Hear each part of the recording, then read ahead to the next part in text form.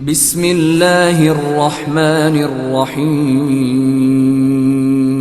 تو چند دنوں کے تعطل کے بعد آج ہم پھر آپ کی خدمت میں حاضر ہیں، اور آج ہم وضو کے صحیح ہونے کی شرطیں آپ کو بتائیں گے، کیونکہ وضو صحیح ہوگا تو نماز صحیح ہوگی، اور نماز صحیح ہوگی اور نماز آپ کی قبول ہو گئی تو آپ کے زندگی کے تمام اعمال، زندہ ہونے سے، جینے سے لے کر، پیدائش سے لے کر مرنے تک آپ جتنے اعمال کریں گے وہ سب قبول ہو جائیں گے۔ فَإِن قُبِلَتْ قُبِلَ مَا سِوَا وَإِن رُدَّتْ رُدَّ مَا سِوَا۔ حضور پاک نے فرمایا اگر نماز قبول ہو گئی تمام کا اعمال آپ کے قبول ہو جائیں گے، اگر آپ کی نماز قبول نہ ہوئی خدا نخواستہ تو آپ کا کوئی عمل بھی قبول نہیں ہوگا۔ تو لہذا نماز کی قبولیت کا دار و مدار وضو پر ہے، اور وضو کی قبولیت کا اور صحیح ہونے کا دار و مدار ان چیزوں پر ہے۔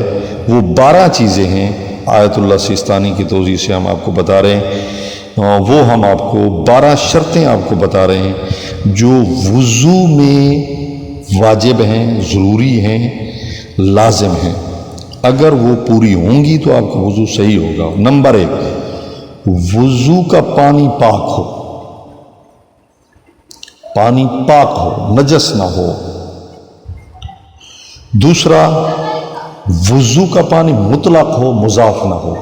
یاد رہے پانی کی 2 قسمیں، ایک مطلق ایک مضاف۔ مطلق جو صاف پانی ہو، اس میں کوئی ملاوٹ نہ ہو، اور مضاف جس میں ملاوٹ ہو، جیسے شربت ہم بنا لیتے ہیں، شکنجی، لیمو کا پانی ہم بنا لیتے ہیں، یا ایسا پانی جس میں مٹی بہت زیادہ مل جاتی ہے، اس کو صاف پانی نہیں کہتے بلکہ مٹیالہ پانی کہتے ہیں، تو یہ مضاف پانی ہے۔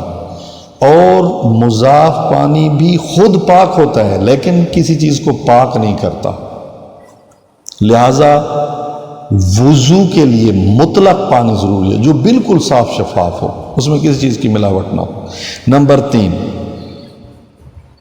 وضو کے پانی کا جو برتن ہے وہ سونے چاندی کا بھی نہ ہو اور غصبی بھی نہ ہو۔ ہاں، اس سے بھی اسلام نے منع کیا ہے، جس آپ برتن سے وضو کر رہے ہیں وہ سونے چاندی کا نہ ہو اور غصبی بھی نہ ہو۔ چوتھا، وضو کا پانی مباح ہو، یعنی غصبی نہ ہو۔ ایسے نلکے سے یا پھر ایسی ٹوٹی سے آپ پانی لیتے ہیں جس کا مالک راضی نہیں ہے کہ آپ وہاں سے پانی لیں، تو آپ اگر وہاں سے پانی وہ نہیں کھڑا پھر بھی آپ لیتے ہیں، اس کی عدم موجودگی میں لیتے ہیں، وہ نہیں دیکھ رہا، اور آپ وہاں سے پانی لے آتے ہیں، بھر لیتے ہیں، تو اس سے آپ وضو نہیں کر سکتے، آپ کا وضو نہیں ہو سکتا۔ اگر آپ نے کیا بھی ہے تو آپ کا وضو باطل ہے، اس سے آپ نے نماز پڑھی ہے وہ بھی باطل ہے۔ نمبر 5، اعضائے وضو پاک ہوں، یعنی کونیوں تک ہاتھ دھونے ہیں وہ بھی پاک ہوں، اور چہرہ دھونا ہے وہ بھی پاک ہو، اس پر خون لگا ہوا نہ ہو، کوئی اور نجاست لگی ہوئی نہ ہو۔ یہ وضو کے پانی سے پہلے آپ کے اعضاء پاک ہونے ضروری ہیں۔ نمبر 6، وضو اور نماز کے لیے وقت کافی ہو۔ 4 رکعت نماز آپ نے پڑھنی ہے، آپ کہتے ہیں کہ میں نے وضو کرنا ہے، اگر اتنا ٹائم کافی کم ہے کہ اگر آپ وضو کرتے ہیں 2 رکعت کا ٹائم ختم ہو جائے گا، 2 رکعت کا باقی رہے گا، اور یا وقت ختم ہو جائے گا اور سورج غروب ہو جائے گا، تو آپ جلدی سے تیمم کر لیں، مٹی پر ہاتھ مار کر وضو آپ نہ کریں کیونکہ وہ چلا جائے گا۔ اگر وقت تنگ ہے تو آپ تیمم کر لیں، وضو نہ کریں۔ نمبر 7، وضو قربتاً اللہ کریں، یعنی اللہ کو خوش کرنے کے لیے کریں، اللہ کا قرب حاصل کرنے کے لیے کریں، اللہ کو راضی کرنے کے لیے کریں۔ یہ نہ ہو کہ کوئی سردار راضی ہو، کوئی وڈیرا راضی ہو، مخلوق راضی ہو، ٹھیک ہے، تو یہ نمبر 7 ہے۔ نمبر 8، وضو ترتیب سے کرے، وضو کرنے والا ترتیب سے وضو کرے، جس طرح وضو کے اعضاء کو دھونا ہے اسی انداز سے کرے جس طرح اسلام نے کہا ہے۔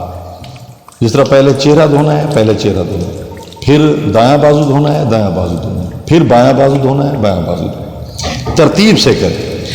نمبر 9، موالات، یعنی اعضاء وضو کو پائے در پائے انجام دے، یعنی ایک اعضاء کو دھویا ہے تو فوراً ساتھ ہی ترتیب کے ساتھ دوسرے اعضاء کو، یہ نہیں ہے کہ ایک اعضاء کو دھویا ہے اور آدھا گھنٹے کے بعد پھر دوسرے اعضاء کو دھویا ہے، تو یہ ترتیب ٹھیک نہیں ہے، بلکہ فوراً پے در پے لگاتار وضو کے اعضاء کو دھونا ہے، یہ 9ویں شرط تھی۔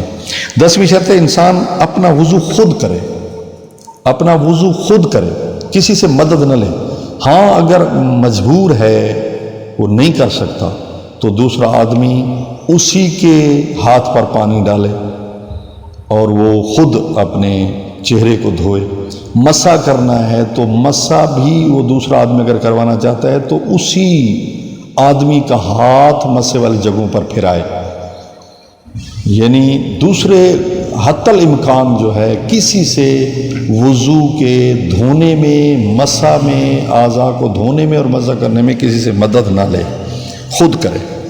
نمبر 11، پانی کے پہنچنے میں کوئی چیز رکاوٹ نہ ہو، جیسے نیل پالش لگی ہوتی ہے یا بہت زیادہ میل ہوتی ہے کہ آپ کے وہ بدن پر، اعضاء وضو پر جو بازو پر ہے یا چہرے پر ہے، وہ پانی نہیں پہنچے گا، یعنی اعضاء وضو تک پانی پہنچنے میں کوئی تہہ دار چیز رکاوٹ نہ بنے۔ نمبر 12، پانی کے ملنے میں کوئی رکاوٹ نہ ہو، مثلا قیمت زیادہ ہے، ایسے حالات پیدا ہو گئے ہیں کہ پانی نہیں لے سکتا، تو پھر بھی وہ وضو تیمم کرے۔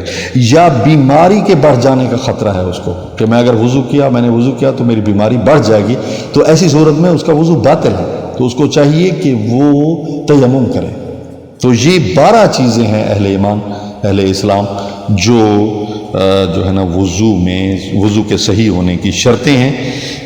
دعا ہے کہ اللہ تعالی ہمیں ان شرطوں پر عمل کرنے کی توفیق نصیب فرمائے۔ والسلام علیکم ورحمۃ اللہ وبرکاتہ۔